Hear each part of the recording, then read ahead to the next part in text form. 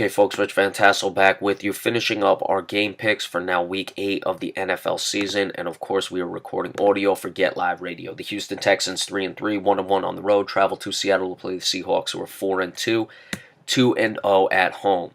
Injuries first for the visiting Texans. Dylan Cole, linebacker. Joel Heath, defensive end. Chris Clark, offensive tackle, are out. Jelani Jenkins, linebacker. Kendall Langford, defensive end, questionable. For the Seattle Seahawks, Cliff Averill, defensive end, is an injury reserve out. C.J. Prosise, running back, doubtful. Luke Jocko, guard, out. Jeremy Lane, cornerback. Marcus Smith, the second defensive end, questionable. Deshaun Watson playing very well. Only 67 incompletions on 174 passes, 15 touchdowns to 5 interceptions, a little high.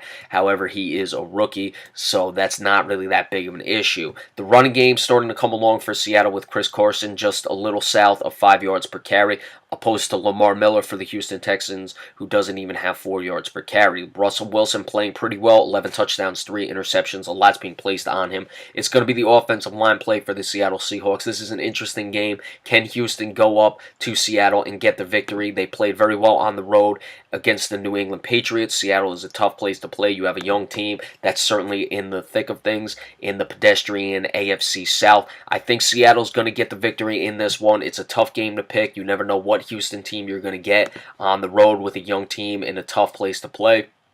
And I think that Russell Wilson is going to do just enough in this game to get the victory. I'm liking 20-16. I think Deshaun Watson will have one of his worst games as a pro, and the Seahawks come away with the victory.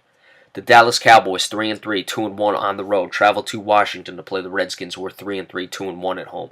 Injuries for the visiting Cowboys. Dan Bailey, the kicker, is out. That's, of course, a serious situation. Chidobe Awuzie, cornerback, is also out. He's struggled with injuries all year. Malik Collins, defensive tackle, Justin Durant, linebacker, and Kyle Wilbert, linebacker, are questionable.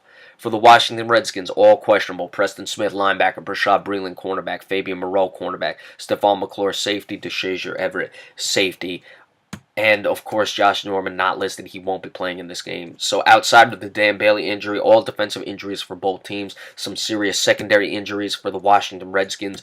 You're not going to have the Dez Bryant-Josh Norman matchup. I think that's going to help the Cowboys. Their offense is going to have to stay on the field in this game. They've started to develop the running game. They did it a little bit against Green Bay, and they really did it against the San Francisco 49ers. The 49ers not a very good team. Of course, that translates to the defensive side of the ball for the Cowboys. Did they just develop confidence playing against the 49ers? Look, we all know that the 49ers offense is not good. You have to take it with a grain of salt, but if you're out there making plays, getting stops, you start to develop a little bit more confidence and belief in what you're doing.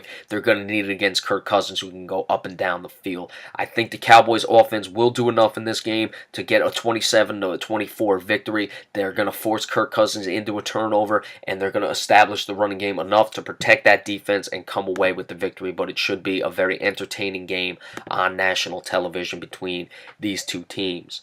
The Pittsburgh Steelers 5-2, 3-1 on the road, travel to Detroit to play the Lions, who are 3-3, 1-2 at home. This is the Sunday night game. Detroit has been struggling of late. Injuries for the visiting Steelers. Antonio Crawford, a cornerback, is an injury reserve out. The rest are out as well. Vance McDonald, tight end. Stephon Tuitt, defensive end. Marcus Gilbert, offensive tackle. For the Detroit Lions, Paul Warrill, linebacker. Golden Tate, wide receiver, questionable. Kenny Golladay, wide receiver. Emmett Joseph, clearly offensive tackle. And Greg Robinson, offensive tackle, are out.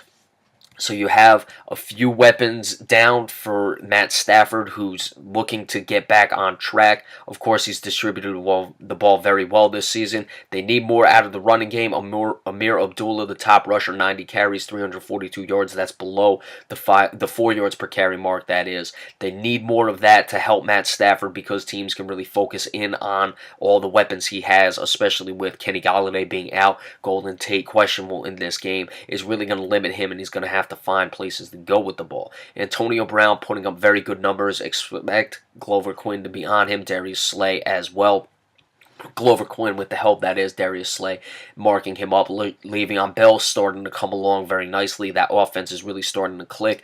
Even though Ben Roethlisberger high in his interceptions, he had that 5-interception game against the Jacksonville Jaguars. So 9 touchdowns to 8 interceptions. You take, let's just say, 3 of those off, then the numbers don't look as bad. I think Pittsburgh's defense played very well last week against the Cincinnati Bengals. They're going to make it tough for Detroit. For whatever reason, I'm pretty high on Detroit. I have a lot riding on them this year. I expect the Detroit Lions to come away with a tough victory in this one.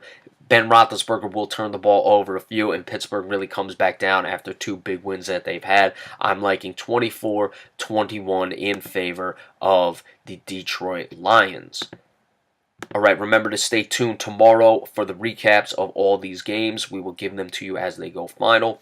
And remember, we appreciate all subscriptions. We'll see you tomorrow. Thank you all so much. Have a good one.